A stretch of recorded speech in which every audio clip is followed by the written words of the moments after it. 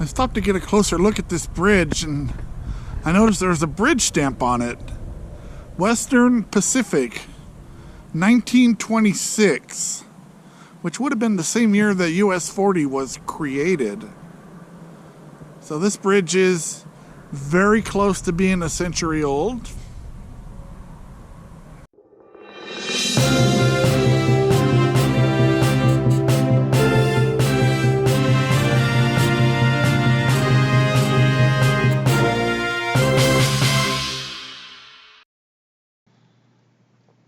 Hello everybody, this is Postcard Dan, and I'm really excited about today's episode.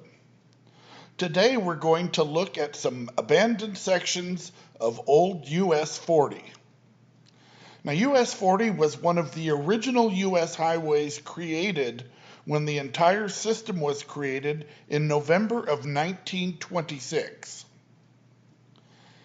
The first section of road that we're going to look at, ironically enough, is a bridge that actually was built in that same year, 1926.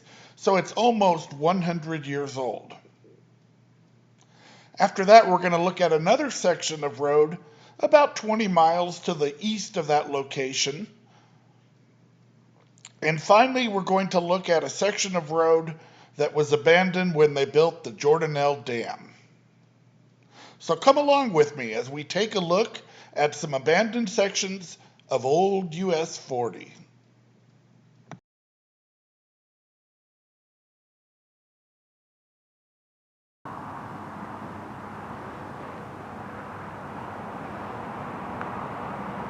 This is the Western Pacific overpass on old US 40, very near exit 62 on Interstate 80.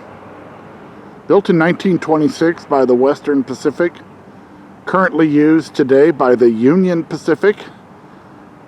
You can see a little bit of its heritage there, kind of very faint there. It says Cotton Belt, which is dating from its time when this line was owned by the Southern Pacific. The line's changed hands a couple of times in the last 100 years.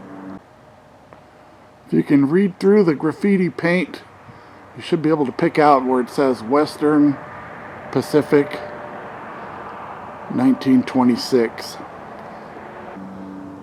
This bridge was bypassed in the early 1960s when they built Interstate 80. So for about 40 years, all the traffic on US 40 between Wendover and Salt Lake City passed through this underpass. Looking at it in the other direction, this is in the westbound direction. The bridge stamp is a little bit clearer because it's not covered in graffiti.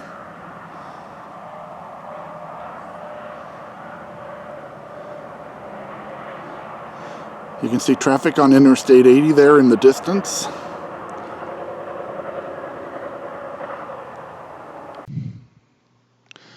Aside from the bridge, there's also a pretty interesting section of the old highway in this area. If we take a look at this map, this is from the United States Geological Service, dating back to 1973, and I usually like to find a topographic map. This is all I was able to come up with for them. But just to orientate yourself, what we see here is exit number 62 from Interstate 80, and these lines right here represent the freeway. To the left is Wendover, 60 miles to the west. To the right would be Salt Lake City, 60 miles to the east. So this is essentially the halfway point between Salt Lake City and Wendover. It's also a high point on the road, as the road rises about 400 or 500 feet, and it's really the only hill that you cross any point between driving between Salt Lake City and Wendover. The bridge and the railroad is right here, and then it's this road right here that represents old US 40. And as you can see, there's about a 2-mile stretch that's still sitting there in its pristine condition. Now at both ends, it's cut off by the freeway. Over here on the west end, the freeway was laid on top of it, but just across the freeway, you can still see some faint areas that represent where the road used to curve before the freeway cut it off. And then over here on the eastern end, the road also comes to an end. So let's go and take a look at this road.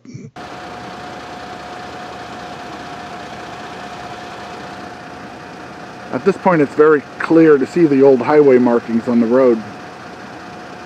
Yellow line down the center.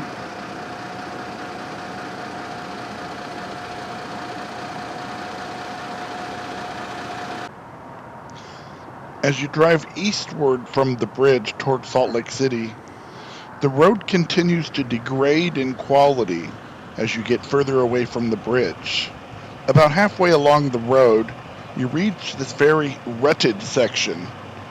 Now, I still find it passable even in my RAV4, but take a look at it carefully before you decide to drive along it. Finally, you reach the end of the road. Now, there is a little farm road that goes off to the right, and I've seen people on ATVs using that road, but I've never gone further than this point because this is the point where US 40 was completely eliminated by Interstate 80, which you can see in the distance. Going back the other direction toward the west, the road ends almost immediately after passing under the railroad bridge. You can see the freeway directly ahead. And then in this longer view, you can see at this point right here, the point where the curve of US 40 actually emerged from the other side of Interstate 80 and then eventually curved back to be completely obliterated by the freeway itself.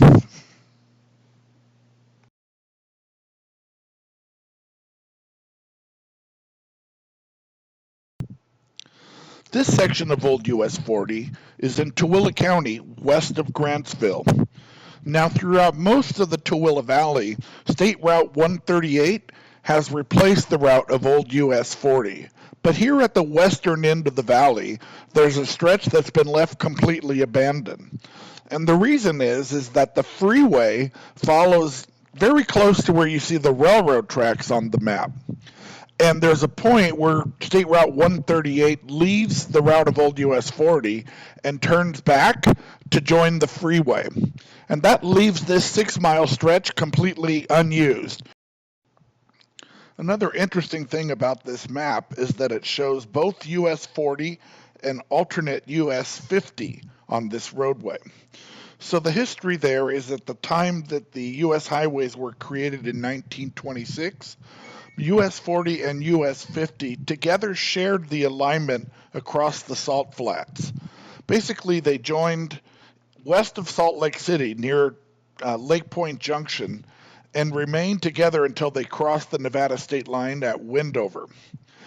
Right after World War II, they decided to make a new alignment for US 50 and closer to where the present day alignment is down near Delta. And this section became designated as alternate US 50. So this map, which dates from 1955, reflects that. Now the first 2 miles or so are still paved and maintained by Tooele County because there are several industrial and mining uses along the road, but the last 4 miles have been left in pristine condition.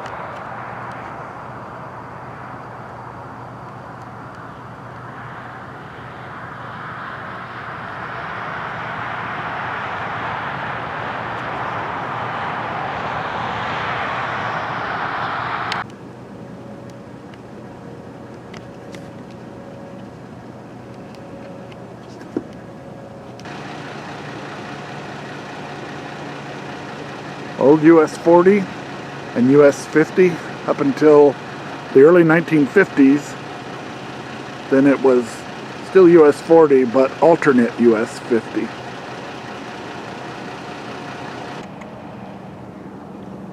So here, the center line is just dashed white. And I guess that meant passing was allowed, because this is only a 2-lane road. I'm not really sure how the pavement markings worked back then.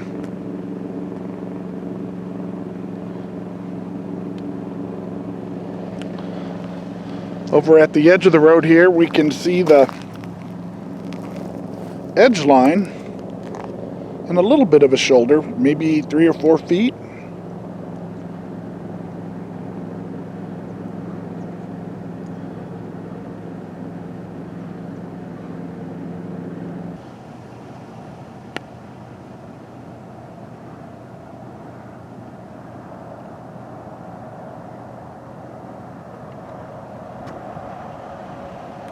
Stansbury Island there in the distance. Technically it's not an island at the moment because the water level is low enough that it's possible to actually drive out there. Just take exit 84 from Interstate 80. It's about a 3 or 4 mile drive between the freeway and the island. Some mud flats. And then some standing water from the Great Salt Lake.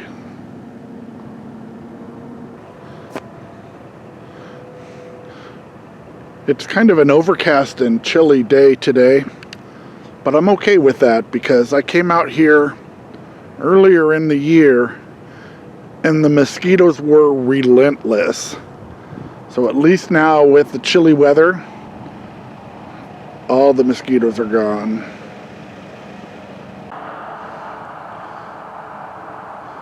At the eastern end of this old section, the road bends to make a nice join with the new state highway. But you can still see straight ahead. The alignment continues, and the modern highway is built right on top of the same alignment. There's just a small gap here.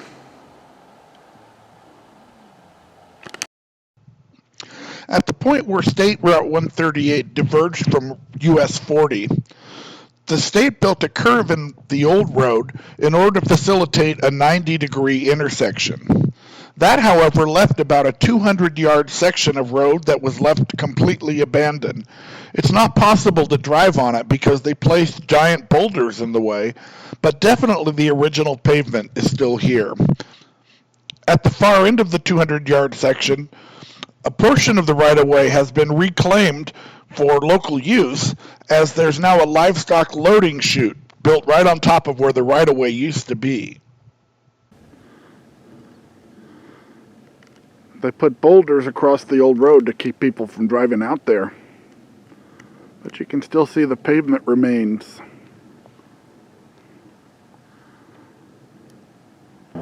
Looking back this way from this abandoned section, past the boulders, you can definitely see the old road exactly on the same alignment.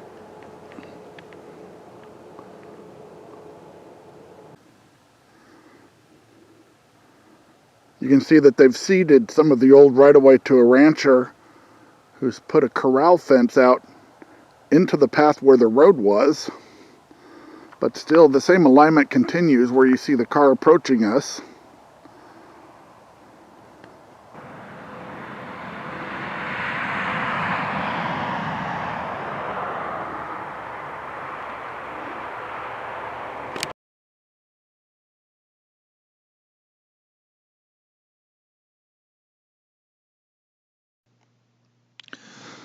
This is a map of Heber City, prepared by the U.S. Geological Survey in 1955.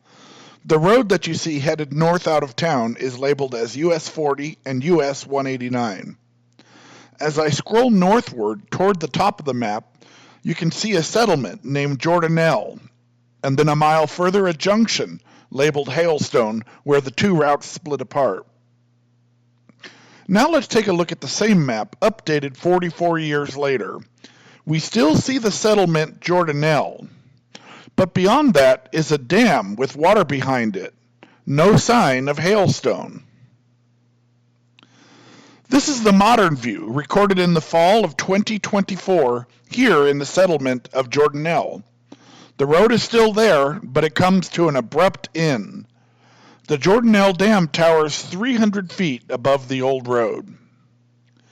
In the mid-1980s, I regularly drove this road, transporting bottled water between our plant in the Orem and Provo area and southwestern Wyoming. I remember when this was a bustling two-lane highway crowded with roaring truck traffic. Today, it's a quiet dead-end road used mostly for recreation access to the campground and anglers' access points along the Provo River.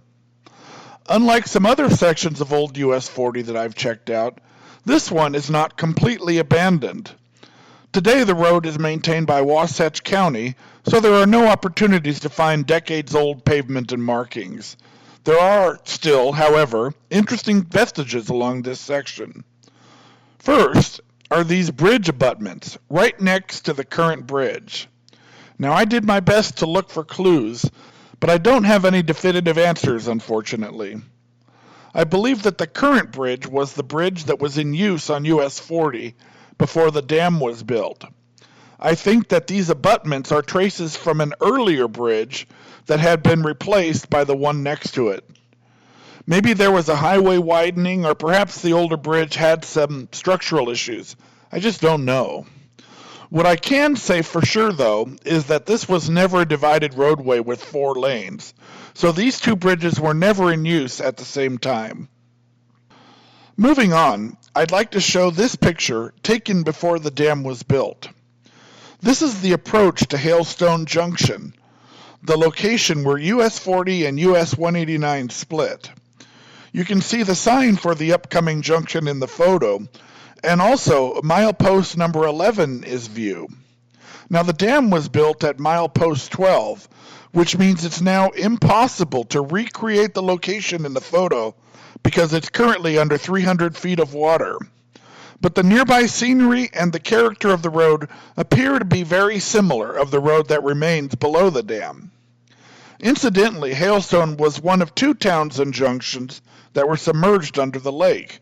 The other was called Keatley, and I'll be covering that in a future video, along with old US 40's emergence at the other side of the lake. Finally, I found this trail milepost still intact.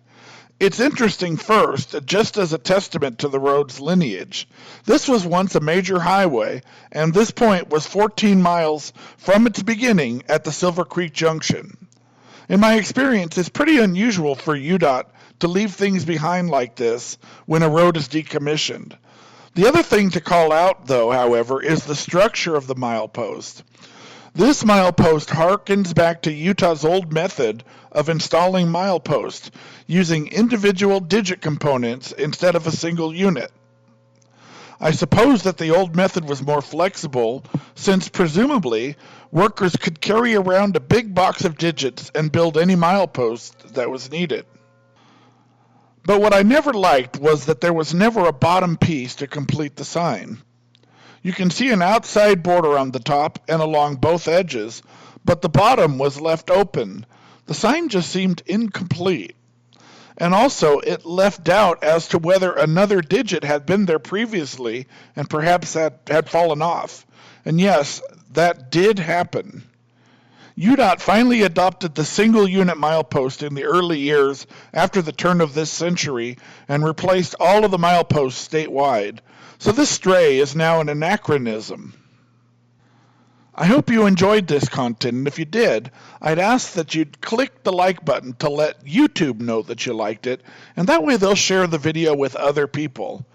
If you enjoy the content on my channel, I'd ask that you'd consider subscribing or even clicking the notification bell so that you'll get access to my future videos and YouTube can tell you when I have a new video. But as for now, thanks for watching.